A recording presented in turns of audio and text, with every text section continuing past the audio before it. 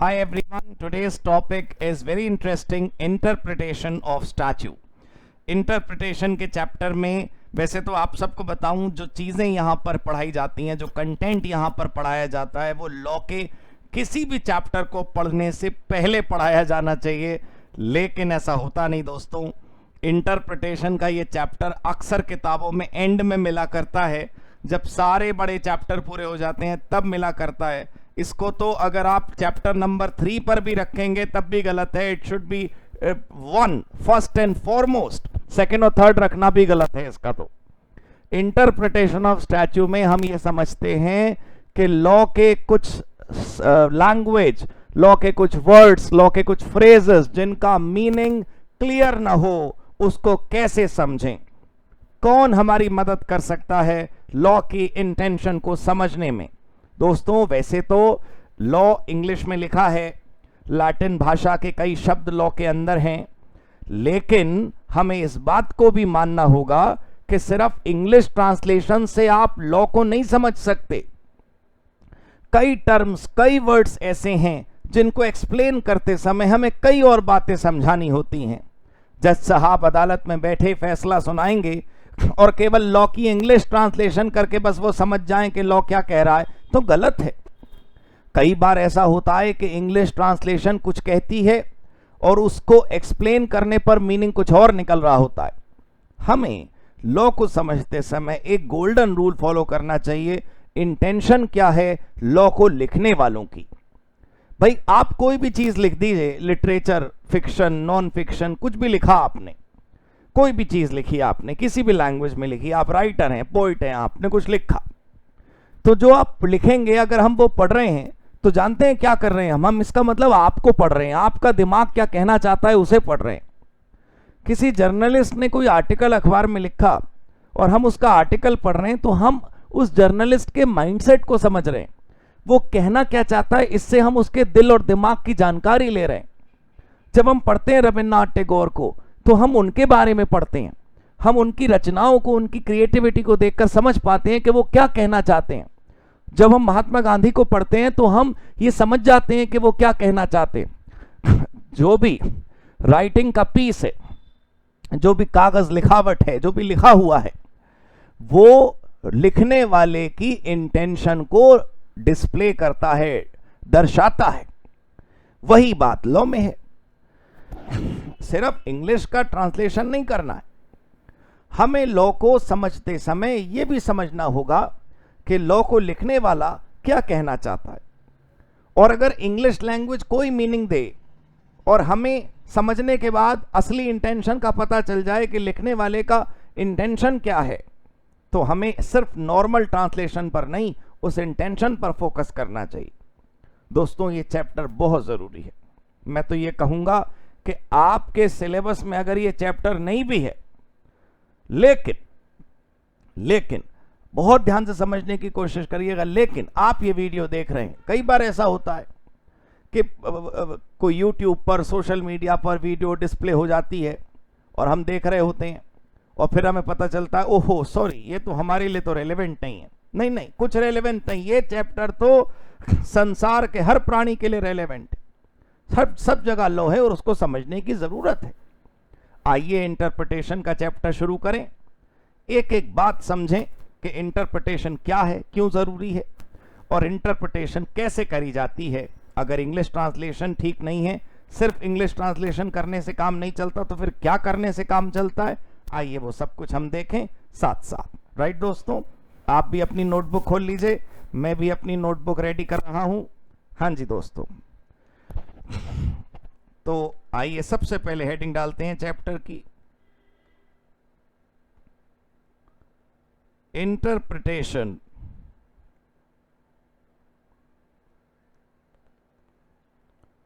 Of statue. Right, देखिए interpretation एक common word है, इसका मतलब है कि हम इंटरप्रेट कर रहे हैं, हम समझ रहे हैं। मैं पहले आपको स्टैच्यू शब्द का मतलब समझाऊंगा और फिर उसके बाद हम इंटरप्रिटेशन पर डिस्कशन करेंगे, लिखेंगे। इंटरप्रिटेशन ऑफ स्टैच्यू में सबसे पहले हेडिंग डालिए meaning of statue,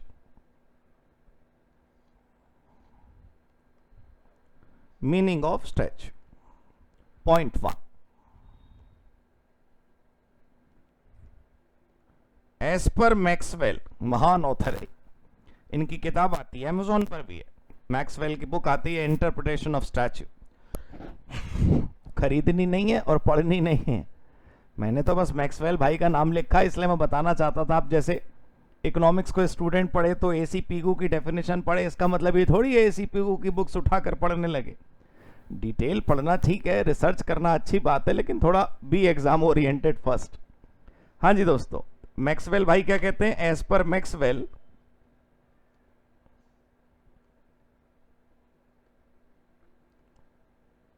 statue means will of legislature,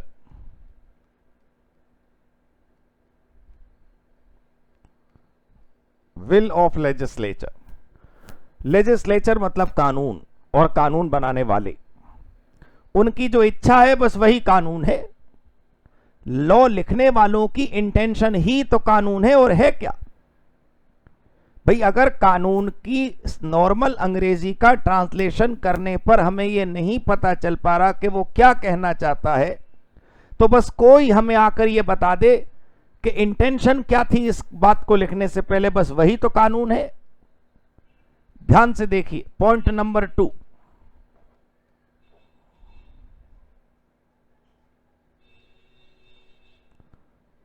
will of legislature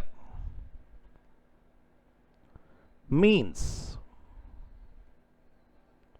what the law makers, will of legislature means what the lawmakers want to say, want to prescribe, want to establish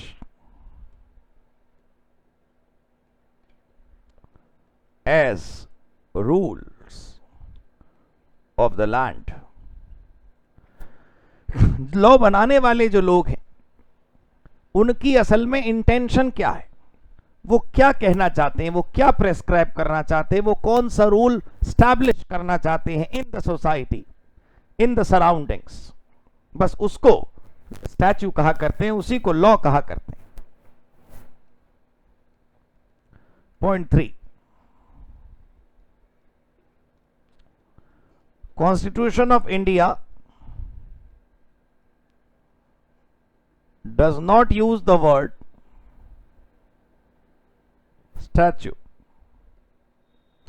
constitution of India में यह शब्द नहीं है। कितनी अजीब सी बात है, भारत के संविधान में अगर आप पढ़ें तो स्टैच्यू वर्ड नहीं इस्तेमाल है।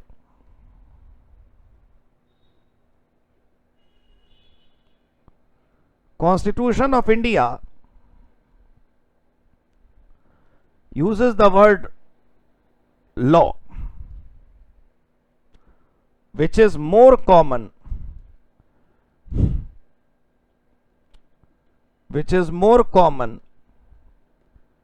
in both society and legal fraternity।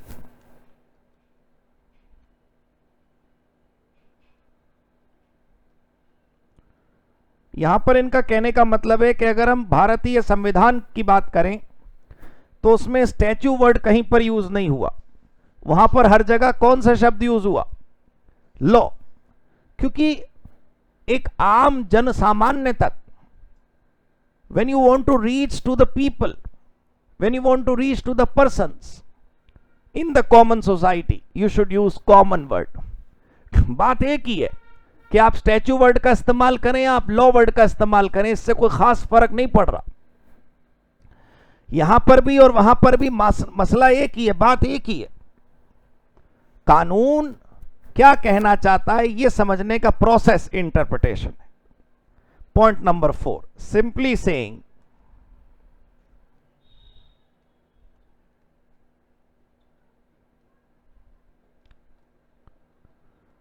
statue means law and intention of lawmakers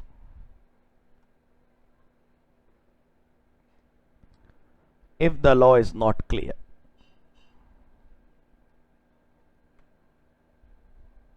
अब जरा ध्यान से देखिए, ये अंतिम लाइन थी मीनिंग ऑफ स्टैच्यू की हेडिंग के अंदर। अगर हम आसान शब्दों में बात करें तो वैसे तो स्टैच्यू का मतलब है लॉ, लेकिन अगर लॉ क्लियर ना हो, लॉ क्या कह रहा है ये क्लियर ना हो, तो बस लॉ मेकर की इंटेंशन भी स्टैच्यू ही कहलाती है। तो कानून और कानून बनाने वालों का मन, वो कहना क्या चाहते हैं, बस इसी का नाम स्टैच्यू है। ज्यादा कंफ्यूजन करने की कोई जरूरत नहीं है। विदेश में बैठे मैक्सवेल ने क्या कहा वो मैंने इसलिए नोट करवा दिया आपको क्योंकि उसकी स्टेटमेंट बड़ी फेमस है। जब हम इंटरप्रिटेशन का चैप्टर पढ़ते हैं तो सब जगह उसकी ये स्टेटमेंट यूज होती है। ये जो मैक्सवेल भाई की पहली स्टेटमेंट थी, जो रेड कलर से हमने लिखी, येलो से हाईलाइट करी, ब्लैक से लिखी, लेकिन इसकी स्टेटमेंट, मैक्सवेल की स्टेटमेंट भारतीय संविधान को थोड़ी ओवरराइड कर पाएगी। भारतीय संविधान में की बात करें तो स्टैच्यू वर्ड है ही नहीं। इसका मतलब हमारे देश में तो इंटरप्रिटेशन ऑफ स्टैच्यू का मतलब है इंटरप्रिटेशन ऑफ लॉ, बात खत्म। कानून को समझने की प्रक्रिया इंटरप्रिटेशन है और कानून हमारे लिए law is equal to statute, statute is equal to law. We don't find any difference here. Clear हो गई जी बात? चलिए अब अगली हेडिंग डालिए, मीनिंग ऑफ इंटरप्रिटेशन।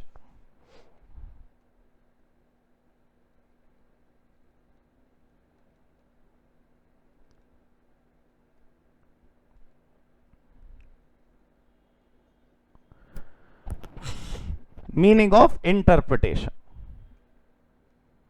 पॉइंट 1, थोड़ा धीरे धीरे लिखिएगा, थोड़ा आराम आराम से लिखिएगा। इसके अंदर कई वर्ड्स आपको हो सकता है ऐसे मिले विच आर कॉम्प्लेक्स, लेकिन आप मुझ पर भरोसा करिए, मैं उनका आसान वर्जन आपके सामने पेश करूंगा। I will explain every word, every meaning of that word. लेकिन जो वर्ड लिखने चाहिए अगर वो आपको कॉम्प्लेक्स लगे तो कोई बात नहीं, मैं धीरे धीरे सब कुछ समझाऊंगा, आप लिखते रहिए बस मेरे साथ। इंटरप्रिटेशन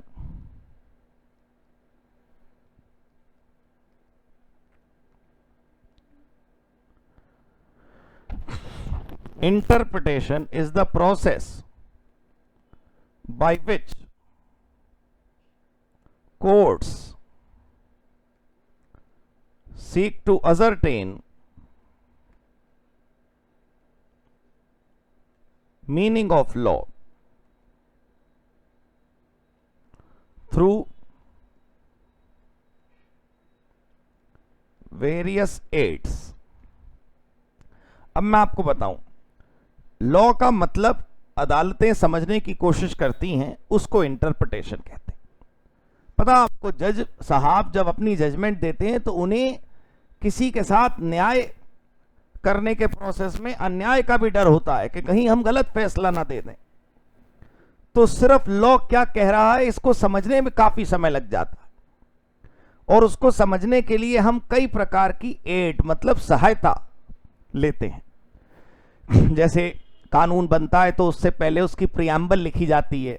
कभी कभी लॉ मेकर्स जब कानून बनाते हैं तो सेक्शन के नीचे कुछ एग्जाम्पल्स, इलस्ट्रेशंस लिख देते हैं क्लियर करने के लिए। कभी कभी भारत सरकार एक्सप्लेनेशन जारी करती है ये बताने के लिए कि लॉ क्या कहना चाहता है।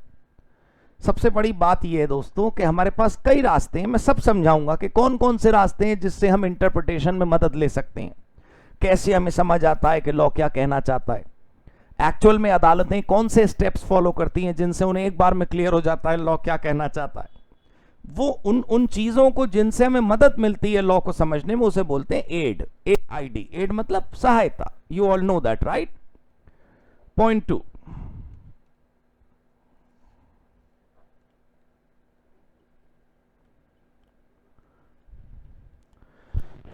simply saying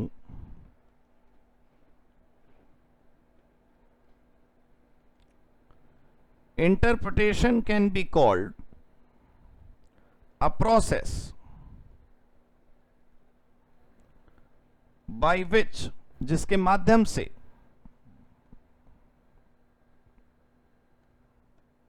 the real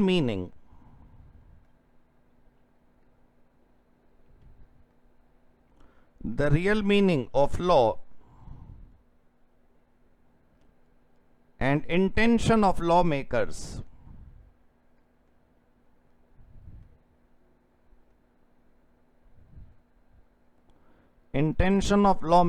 is found out. दो चीजें समझने का या दो चीजें पता लगाने का प्रोसेस इंटरप्रिटेशन है. आप बहुत ध्यान से समझिएगा, इंटरप्रिटेशन की एग्जैक्ट डेफिनेशन कहीं आपको नहीं मिलेगी. कोई सेक्शन थोड़ी है कि जो सेक्शन 5 कहता है, सेक्शन 7 कहता है, सेक्शन 6 कहता है. इंटरप्रिटेशन का लिटरेचर अगर आप पढ़ें तो इंटरप्रिटेशन के पॉइंट्स आपको मिलेंगे जो ये समझाएंगे कि इंटरप्रिटेशन एक ऐसा प्रोसेस जिससे एक तो लॉ का रियल मीनिंग पता चल जाता है और एक लॉ बनाने वालों की इंटेंशन पता चल जाती है कि वो क्या कहना चाहते थे. भाई किसी खराबी को, किसी बुराई को, किसी अपराध को, किसी क्राइम को दूर करने के लिए लॉ बने तो ऐसी इंटरप्रिटेशन होनी चाहिए जिससे वो अपराध दूर हो. भाई लॉ बनाते समय कोई तो पर्पस रहा होगा ना, बस वो पर्पस डिफीट ना होना हो, ऐसी इंटरप्रिटेशन हमें करनी चाहिए. Right. Third point,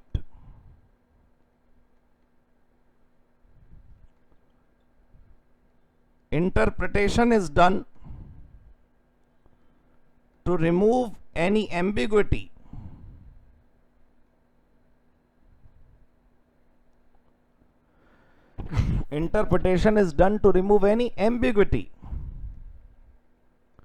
which may be present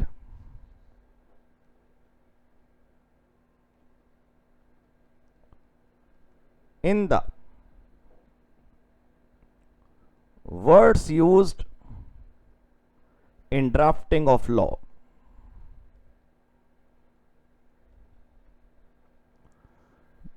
word draft करते समय, सेक्शन ड्राफ्ट करते समय जो जो जो जो जो लॉ में लिखा है उसे समझते समय अगर आपको वो क्लियर हो गया कि लॉ क्या कहना चाहता है तो बहुत बढ़िया है.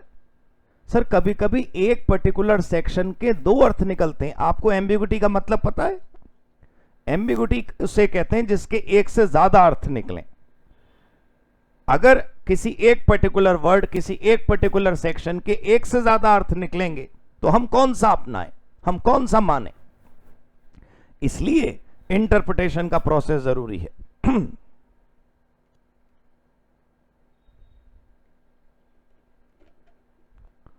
Object of the interpretation is to find out क्या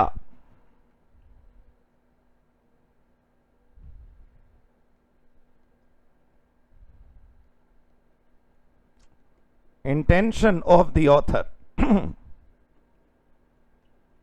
that is lawmakers. देखिए इंटरप्रिटेशन का मतलब और स्टैच्यू का मतलब पूरा हुआ. इंटरप्रिटेशन समझना, स्टैच्यू मतलब लॉ. अब इंटरप्रिटेशन ऑफ स्टैच्यू के आगे अब हम समझेंगे कि कौन कौन से रूल्स इंटरप्रिटेशन में यूज होते हैं, कौन कौन से नियम इंटरप्रिटेशन में इस्तेमाल होते हैं. मैंने आपको बताया ना कि ये बड़ा क्लियर हो गया हमें कि लॉ को समझने का प्रोसेस इंटरप्रिटेशन होता है, लेकिन वो कौन से तरीके हैं जिनसे हम समझें कि लॉ क्या कहना चाहता है, जिनसे हम इंटरप्रिटेशन का प्रोसेस समझें, वो क्या है. आई अब हेडिंग डाल लीजिए, रूल्स ऑफ इंटरप्रिटेशन.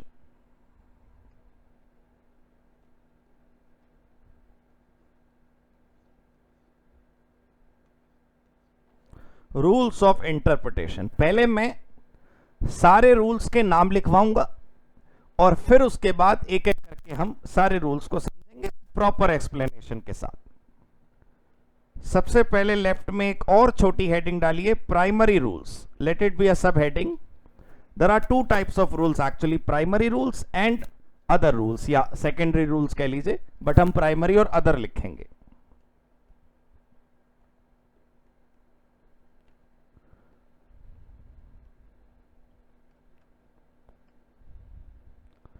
पहला रूल है literal construction rule. Literal construction rule, पहला नाम लिख लिया आपने। दूसरा नाम लिखिए मिसचीफ रूल।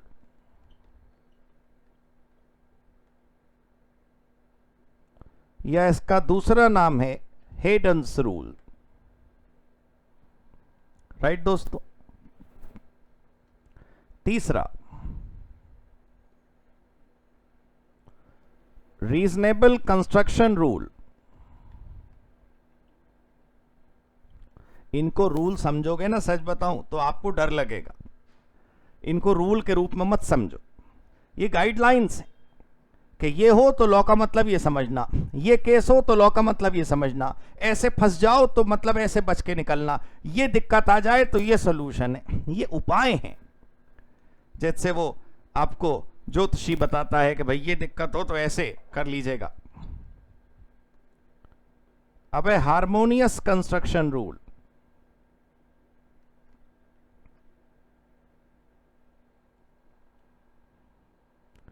अगला है स्यूडम जेनेरिस।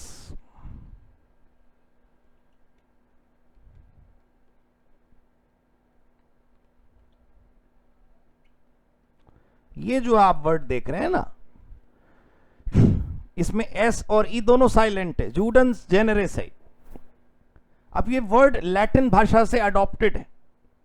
लैटिन भाषा से अडॉप्टेड शब्द इसलिए है क्योंकि अंग्रेजी भी लैटिन से पैदा होकर आगे बढ़ी। ये 5 रूल आपके हो गए प्राइमरी, ठीक है दोस्तों। अब सेकेंडरी रूल, अदर रूल्स लिखते हैं।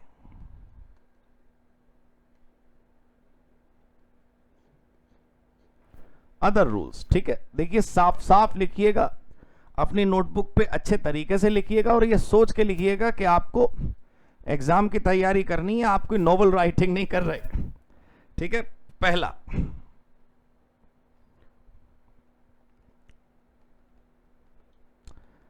धीरे धीरे समझिए, एक्सप्रेसियो यूनिस, ईएसटी जो है उसको एस्ट बोलते हैं, एक्सक्लूजियो ऑल्टरेस। राइट दोस्तों। 1 2 3 4 5, एक्सप्रेसियो यूनिस एस्ट एक्सक्लूजियो ऑल्टरेस। अब आपको नाम पूरा का पूरा देखिए याद कर लेना चाहिए। एग्जाम में हो सकता है वो आपसे सारे नाम पूछ ले, और अगर उसने ये नाम दिया और आपको सिर्फ एक्सप्लेनेशन देनी है तो बहुत अच्छी बात है, फिर तो कोई दिक्कत ही नहीं। दूसरा लिखिए, दूसरा नाम। हाँ जी सर, दूसरा CONTEMPORANEA,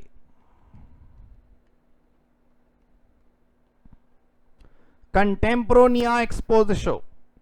कंटेम्प्रोनिया एक्सपोजिशो, कंटेम्प्रोनिया एक्सपोजिशो। तीसरा है NOSCITURASOCIIS, नोसिटरासोसिस, नोसिटरासोसिस। फोर्थ है स्ट्रिक्ट एंड लिबरल कंस्ट्रक्शन।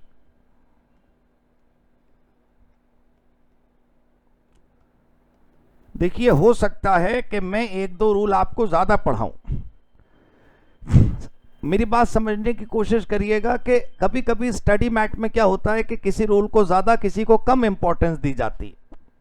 लेकिन दोस्तों जिंदगी सिर्फ स्टडी मैट से नहीं चलती ना, थोड़ा सा एक आध पॉइंट आप ज्यादा समझ लेंगे तो कोई दिक्कत नहीं आनी चाहिए। तो अब आप कुल देख लीजिए, 5 ये और 4 ये, कुल मिला के ये 9 रूल हैं जो अब हम समझेंगे अपने इस चैप्टर के अंदर। एक एक रूल पर काफी समय लगाना है आपको। हर रूल का मतलब, उसकी अंडरस्टैंडिंग, उसकी एक्सप्लेनेशन, उसके एग्जाम्पल्स, उसके इलस्ट्रेशन, सब कुछ आप समझेंगे साथ में, ठीक है दोस्तों। अब पहला रूल शुरू करते हैं। आइए हेडिंग डालें।